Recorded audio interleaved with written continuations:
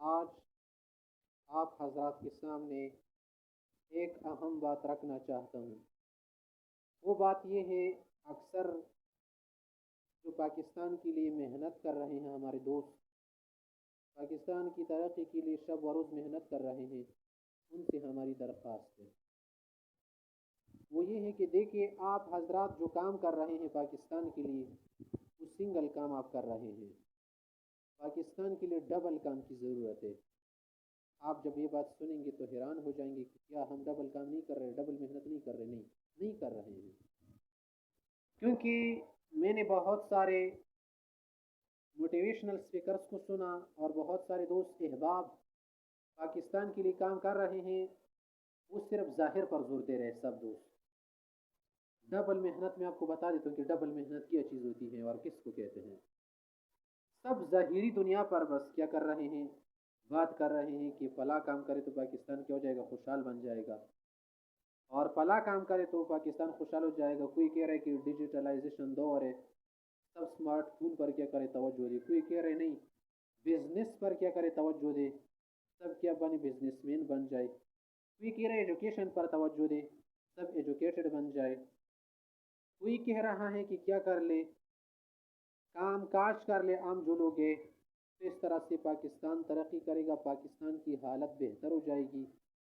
تو دوستو یہ باتیں سب اپنی جگہ پر ٹھیک ہے، ہم بھی یہ باتیں کر رہے ہیں کہ آپ تعلیم حاصل کریں، ایجوکیشن حاصل کریں، بزنس پر توجہ دے، اور ساتھ ساتھ کیا کرے اسمارٹ فون پر توجہ دے، چینلز وغیرہ چلائے، پیجز وغیرہ چلائے، بالکل ٹھیک ہے، اپنی جگہ پر یہ باتیں سب درست ہے، مگر ہم آپ حضرات سے ایک اہم درخواست کرتے ہیں، وہ یہ ہے کہ ان میں سے بہت کم آٹے میں نمک کے برابر بھی ایسے لوگ نہیں ملتے کہ جو روح پر توجہ دے، باطن پر توجہ دے۔ صرف علماء حضرات ہے اور جو کیا ہے فضلاء کرام ہیں، وہ تو یہ بات کر رہے ہیں، لیکن دوسرے جو لوگ ہیں نا فضلاء علماء نہیں ہیں، پروفیسر وغیرہ حضرات ہے، ڈاکٹرز حضرات ہے، وہ صرف دنیاوی چیزوں پر زور دینے کے پیچھے لگے ہوئے ہیں۔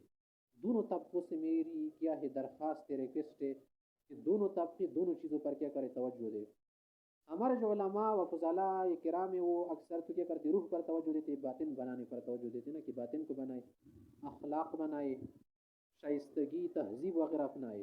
اور جو ہمارے ڈاکٹرز حضرات ہیں، پروفیسر حضرات وغیرہ، اور بھی بہت ساری تعلیم یافتہ طبقے سے جڑے لوگ ہیں جو پاکستان کو اچھا بنانے کے لیے کوشاں ہے، وہ صرف ظاہر پر کیا کر رہے ہیں، توجہ دے رہے ہیں۔